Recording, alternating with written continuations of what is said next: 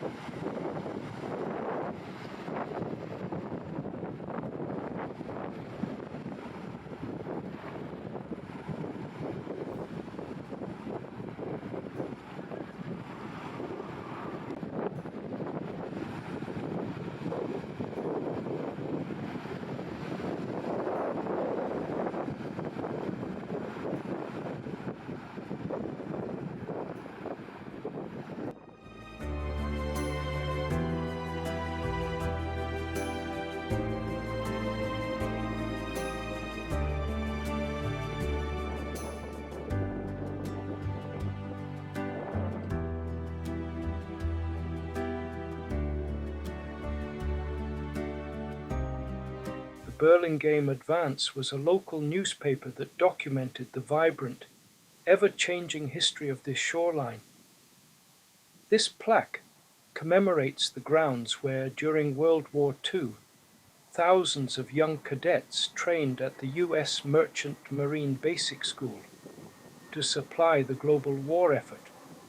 Today, you are walking through a peaceful recreation area that rose from these historic foundations, serving as a permanent memorial to those who served and a reminder of the park's diverse past.